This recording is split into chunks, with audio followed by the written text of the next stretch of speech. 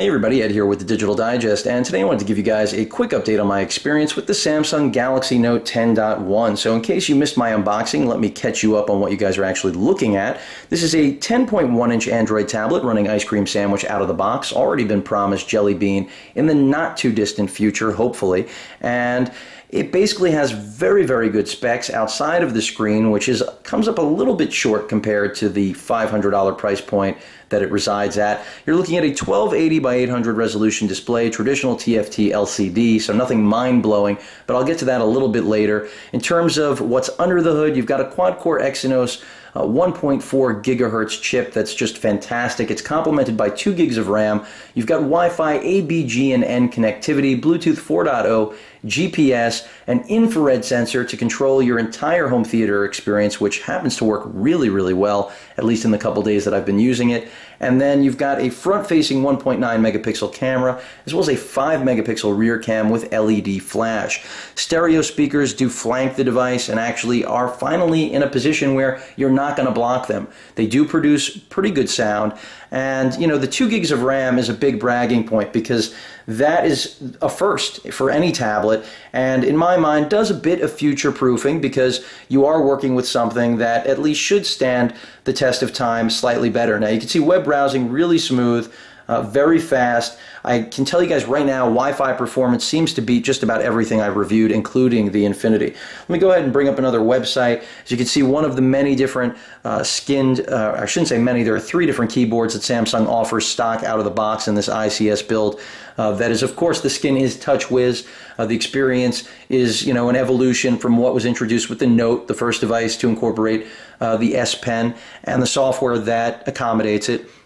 Let me go ahead and jump over to Engadget, and this way at least you guys will get an example of browsing performance. This unfortunately is, you know, not the keyboard that's ideal for this review. That is a thumb keyboard, which is what I use in daily use, at least, of the tablet. And you can see everything loads pretty quickly and really just very smooth. You know, in terms of, I have noticed that the scrolling, even though it's very precise, it does stop a little bit short. I'm not sure if I'm doing something wrong or if it's just this build of the firmware in terms of how TouchWiz, this stock browser, is interpreting my gesture. But overall, I'm giving you guys a really minor critique. It's just something I've noticed and you probably are seeing right here in the video. But in terms of load up times and browser performance, really fast, really smooth. Definitely some of the best performance I've seen of any tablet, which it should be. It's got some of the best specs on the market. Now, a cool feature of the Note is the multi-screen feature. And as you can see, a host of, you know, out-of-box applications that you can split screen with and do 2 things at once. Part of the beauty of the Note 10.1. Really trying to keep this a tablet. You know, the Asus Transformer changes the way you look at the tablet because it turns it into a computer, ultrabook, netbook, you name it, replacement, depending on what you need. Here, Samsung's really trying to keep this a tablet, but give you pen input so that your productivity goes to another level. So an example is if I open up S Note, of course you could use Polaris Office. By the way, they give you instructions on everything, so hand holding is key. If you're worried, you know, about the learning curve, Samsung with at least the Galaxy Note 10.1 is definitely there to hold your hand the whole way through. So it's giving you a whole explanation of how multi-screen works. We'll skip that and just go ahead to a previous note I had. Very interesting, as you can see. Bring up the menu here, which you can see gives you a host of different features and controls, but we want to actually write. So we've got the eraser function, self-explanatory, and then we can of course start writing. Now you can see lag-free, it is pressure sensitive, and that's part of the reason I said I'll get back to the display, because even though it's low res, the fact that you've got the S Pen functionality, especially if that's what you're looking for out of a tablet, and this is the first true offering. Yes, I had experience with the Flyer. The Flyer paled in comparison to what the Note and the S Pen really give you. Then you're not going to care about the resolution difference, especially if you see this in person. Please don't dismiss the quality of this display. Granted, it's not 1080p. I have to say I've been pretty impressed with it. It's still one of the better displays I've seen on any tablet, and it should be. This is Samsung. They are one of the best manufacturers in the world. So while we're on multi-screen, something I've noticed is there is a bit of delay. I've been writing here, taking my notes. Yes, very good notes, as you guys can see. If I want to jump over and browse, you can see there's a little bit of a delay there. So the tablet, the digitizer, whatever it may be, this build of TouchWiz, maybe this will be addressed.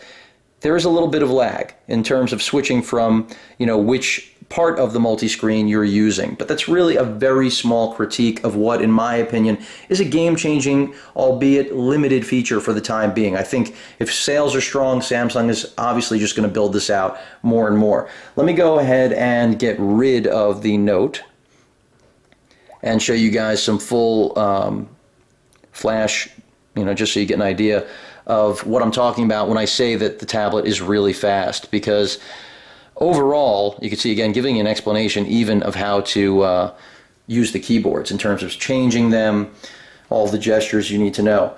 But the flash performance really impressed, almost no buffering. You'll see that right now. Also speaker performance. Tonight, television's drama begins. Who's going to be on the right side of the law? By the way, the S Pen really does come in hand when you need to get to small icons like this. For example, to change my resolution right now, I think I hit closed caption by mistake, but we'll see in a second. Hey everybody, Ed here with the Digital Digest, and today I wanted to share a quick unboxing of the Samsung Galaxy Note 10.1. So this is a Wi-Fi Android tablet running Ice Cream Sandwich, Samsung's latest and greatest. If I go ahead and skip ahead, if I can catch it, because I really want you guys to see the lack of buffering. Put enough plastic. I'm looking for the seam on this, unless I somehow missed it, but I think I just got it. And again, this is running in 720p. It's not 1080p, but I am nowhere near my router. Even with the Infinity, I haven't seen such great Wi-Fi performance, despite its impeccable Wi-Fi radios and, altered design to accommodate that performance. So really, a lot of credit goes to Samsung here. They did make sure that even though the display here is not as high res as the competition, despite the premium price, every other element, every other internal aspect, every performance-related element of this tablet really has been tweaked and just done right, in my opinion, at least in the 2 days I've spent with it. So just really wanted to give you guys, again, a quick look, simple, just let you know what the environment was like with TouchWiz. So far, I am liking it. Really don't have a lot of negative things to say. The infrared feature, as I mentioned before, just a great added bonus. I do think Samsung is going to have a tough time at this $500 price point, but we'll see, how it evolves. I think as it goes on sale, that's when it's going to do really well, especially come holiday season. That's where I could see this being $400 rather than $500 and being a great seller, because once you see this display, I think, everything else really starts to shine. You're not going to be hampered by the pixel density race. It's really a matter of just getting caught up in marketing in my mind. And that's not to say that I don't love the high-res displays. I do, but in terms of how much you can make of them in a 10.1-inch form factor is another story entirely. A comment on battery life, you're looking at around 8 to 9 hours. You could probably squeak out 10 if you really, go into extreme power saver mode. I haven't played with that yet.